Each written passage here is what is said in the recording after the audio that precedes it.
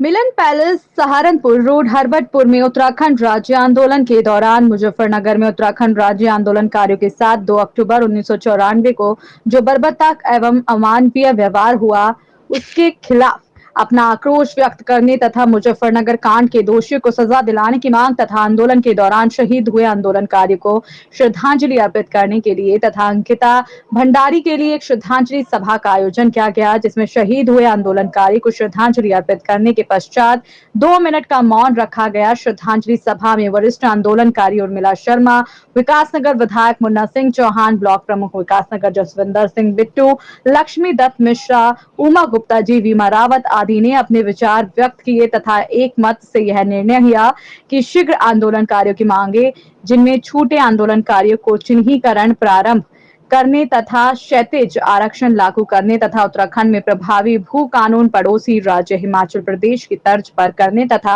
उत्तराखंड को भ्रष्टाचार मुक्त बनाकर आदर्श राज्य बनाने हेतु सरकार पर दबाव बनाया जाए तथा विधायक से मांग की गई हरबटपुर में शहीद स्थल निर्माण के लिए भूमि का आवंटन किया जाए तथा क्षेत्र में संचालित हो रहे ऐसे रिजॉर्ट जो कि अवैध कार्यों के अड्डे बने हुए हैं तत्काल उनको बंद किया जाए। वहीं इस मौके पर संचालक अनिल कांडपाल ने किया। सभा में बसंती रावत, दिनेश भारद्वाज, नीलम पुरोहित, विमला डोबरियाल, यशोदा देवी, संतोष रावत, दिनेश कौशिक, नीरज रोहिला आदि अनेक लोग उपस्थित रहे। मैंने बहुत सोच समझ के यहाँ पर श्रद्धांजलि तो हम देते ही थे, पर अब की बार जो हमारे क्षेत्रीय विधायक जी हैं उनको भी इस श्रद्धांजलि में मैंने बुलाया है कि ब्लॉक प्रमुख जी भी आए थे, आंदोलनकारियों ने, मैं क्या आंदोलनकारी, तो हम लोगों की कुछ पहले श्रद्धांजलि दी।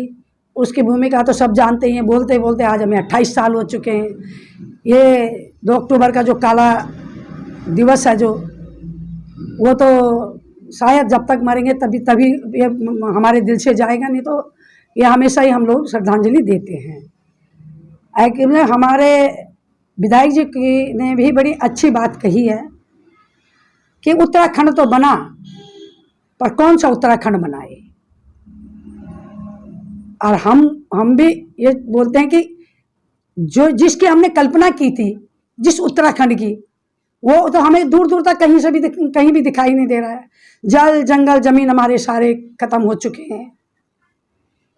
भू कानून हमारे लिए यहाँ लागू नहीं हो रहा। महिला क्षैतिज आरक्षण वहाँ कोर्ट से जो आ रखा वो भी इन लोगों ने खत्म ही कर दिया है। अब हमारी सरकार क्या करती है ये भविष्य के गर्भ में है। 10% आरक्षण उत्तराखंड के आंदोलनकारी बच्चों के लिए, आश्रितों के लिए जो था, वो भी 8 साल से निलंबित पड़ा हुआ है। अब ये सुनने में ये आ रहा है कि राज्यपाल जी के यहाँ से विधानसभा में आ गया, पर जब तक कि कहते हैं ना कि 8 साल हो गए, 8 साल में तो इन्होंने कितने यहाँ घोटाले हुए, कितनी यहाँ भर्तियाँ हुई हैं, कितने बैकडोर से हुई हैं, किस तरह से निरस्त कर रहे हैं। तो ये हमारे आंदोलनकारियों की समझ से बहुत बाहर है। और हम जब तक हमारे पे जाना है तो हम सड़कों पे ये अपना अधिकार के लिए लड़ाई लड़ते रहेंगे। ये हमने आज यहाँ पर भी इस चीज़ का हमारे शहीद स्थल पे, तो हम लोगों ने यहाँ पर जो एक और हमारे सामने विकट समस्या है कि हमने आंदोलन लड़ा, सड़कों पे रहे, सड़कों पे श्रद्धांजलि दी। तो आज हम विधायक जी, जो हमारे क्षेत्र के विधायक जी हैं, आदरणीय मुन्ना चौहान जी, उनको यही इसीलिए हमने प्रमुख जी को कि देखिए हम लोग कभी मिलन पैलेस में, कभी चौराहे में, कभी कहीं, तो हमने कहा हमको, आप हमारे यहाँ के विधायक हैं, इस टाइम आप हमारी हैं कि हमारे लिए एक शहीद स्थल नहीं है। दुर्भाग्य ये बहुत बड़ा, क्योंकि विकासनगर में है, क्या कहते हैं, सिलाकोई में बन चुका है, सब जगह बन चुका है। एक हरबटपुरी हमारा ऐसा है जहाँ पर कोई शहीद स्थल नहीं है। मैंने उनसे यही कहा कि मैं जब तक जिंदा हूँ तब तक आप लोग मैं भी देख लूँ कि हाँ ये एक शहीद स्थल हो गया है, और ये अलग तो हमारे आने वाली पीढ़ी जगह के रखेगी। जब शहीद स्थल बन जाएगा तो हमारे इतिहास में ये तब कोई नहीं वो कर सकता है, ये हमेशा हमारे जो शहीद अमर रहेंगे। हम लोगों ने जो हमारी वो थी, उनके सामने हमने ये बात रखी है। और उन्होंने हमें आश्वासन दिया कि हम करेंगे, प्रमुख जी ने भी और विधायक जी ने भी। आज जो ये कार्यक्रम यहाँ पे हुआ है, इस कार्यक्रम में जो श्रद्धांजलि दी गई है कैसे कैसे है, थोड़ा विस्तार से बताएं। 2 अक्टूबर 1994 की घटना के पश्चात लगातार 28 वर्षों से राज्य आंदोलनकारी की भूमिका में जितने भी लोग थे वो अपने शहीद आंदोलनकारियों को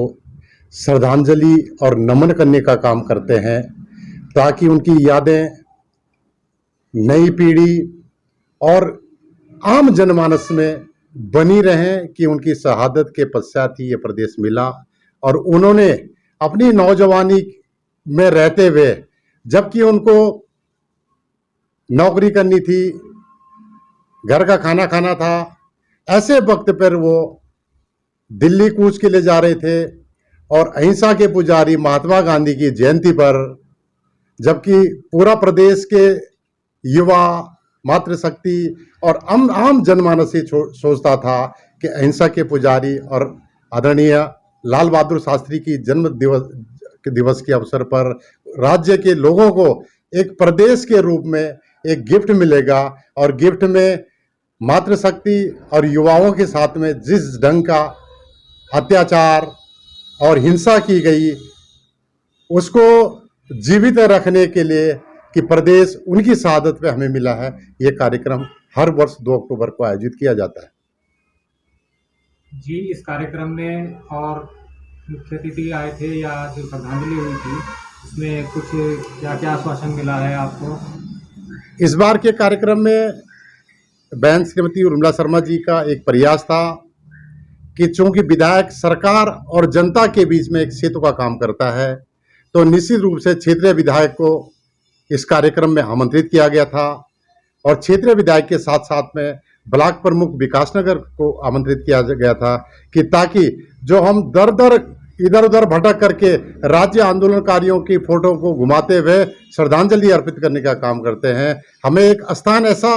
सुनिश्चित किया जाए, ऐसा स्थान हमें मिलना चाहिए कि जिसमें हम कम से कम अपने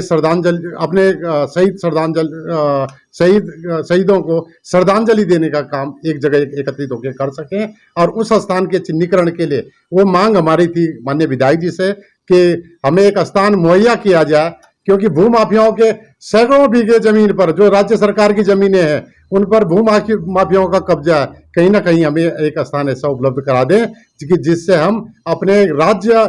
में शहीद हुए राज्य आंदोलनकारियों को श्रद्धांजलि अर्पित कर सके, उन्हें नमन कर सके और आने वाली पीढ़ी को एक संदेश दे सके कि इन राज्य आंदोलनकारियों की वजह से हमें ये राज्य प्राप्ति हुई है। आपका नाम? आपका? मैं राकेश अमोली, नगर अध्यक्ष राज्य आंदोलनकारी संगठन हरबटपुर। देश और दुनिया से संबंधित जानकारी जानने के लिए हमारे चैनल को सब्सक्राइब